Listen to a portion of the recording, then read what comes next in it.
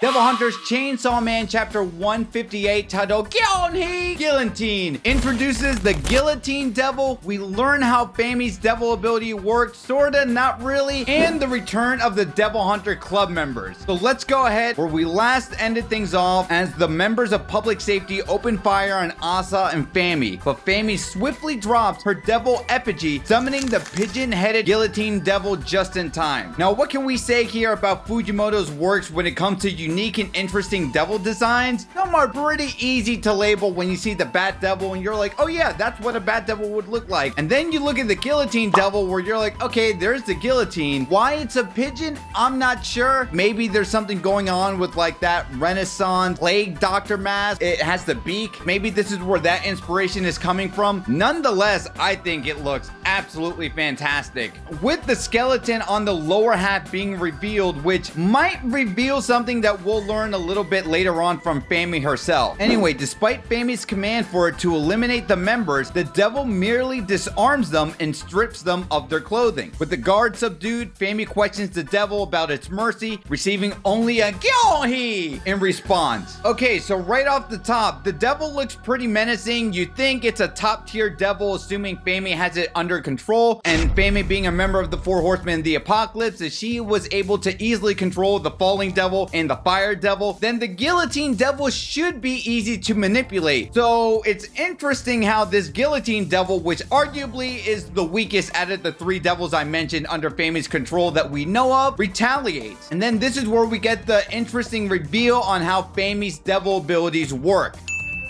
as she explains that the devils that she summons with her powers are weak, and as a result, she can't use them at full strength. On top of that, there seems to be some type of restriction, but we don't get the reveal of that right now. Let's go ahead and go back to the Falling Devil arc, where we learned after the events of the Falling Devil arc, there was gravitational shifts. The Earth itself dealt with many worldwide ramifications because of the strength of a primal fear. So now you're telling me, looking back at that arc, the Falling Devil was weakened. That is absolutely madness. There could be a debate that what is a full powered Falling Devil looking like against the Darkness Devil itself. I think a lot of people would lean on Darkness, but I digress. So on to the second part on Fami's powers and the restrictions or limitations on it. If you notice throughout the rest of the chapter, Fami doesn't seem to use her arms. Now, the Guillotine Devil unfortunately doesn't have any arms, but the way it's tilting its head is similar to that of Fami. Is there something going on with Fami's head being tilted and that is also reflected upon the devils that she summons? I would say maybe, but then why wasn't the Falling Devil's head tilted as well, right? But these are just very loose connections, so don't put too much weight into that. But if we think about the Famine Devil, what that means is hunger, right? And we know that Fami can control devils if they starve them, but it's never really implied what that specifically means, whether it's mentally, emotionally, physically. I mean, probably most likely physically is one for sure. And you would have to think as the Famine Devil, maybe because Fami loves to eat, and that's kind of like the Fujimoto quirk and dark comedy humor that we get with Chainsaw Man. That's one thing, but maybe for Fami to operate in full power, she has to constantly consume food, because food is what? It's like a source to give us strength, to give us energy. So maybe because Fami's constantly hungry, and now that she has to use some of her powers to starve off the Guillotine Devil, for example, now because the Guillotine Devil isn't at full strength because it's not fully nourished, that could be a part of it being weakened. And more importantly, that's also the double-edged sword that Fami also has to take as well. Like how much of Fami's strength is being nerfed by activating a devil. But a lot of interesting things we can pick apart. Anyway, when a public safety member attempts to kick Asa, she effortlessly deflects his blow, allowing Yoru to deliver a decisive kick, knocking him to the ground. Anyway, a nearby door opens up, revealing Haruka, Seigi, and Nobana. The appearance of the Guillotine Devil terrifies Nobana, prompting Haruka to shield the others and instructs Fami to depart. Agreeing, Fami leaves while Haruka explains the devastation Fami has wrought upon their family, leading to their placement on the country's most wanted list. Alright, so another chapter where we do not see Reze, but knowing that the Prison Break arc has officially started, I like to know that, hey, we're starting off with the lower tier people, right? Like, give us Haruka, give us Seigi. There's still strong implications and ties that I'm still going to believe, because I made the video, that Seigi Ikoku could be the the original fake Chainsaw Man. I'll link that in the description down below. And maybe as they go through further levels, we'll see stronger devils, similar to that of like One Piece Impel Down arc. As Luffy gets to the later stages, he just encounters more stronger devils because they're more of a dangerous threat, right? But to bring it back to Haruka, it's good to see him again. I'm glad there still seems to be a role for these three specifically. Nobana seems to be more of a punching bag, just tagging along, similar to what Kobeni did in part 1, although Kobeni definitely did a lot more compared to Nobana. But you never know what Nobana can pull out of his hat. But it's interesting to see Fami just say, sure, like, you can leave, you can do whatever you want. And I don't even know if that's what Fami would have done if she was at full powered, because those members of the Devil Hunters Club knows way too much. But Haruka defiantly telling Fami to F off and,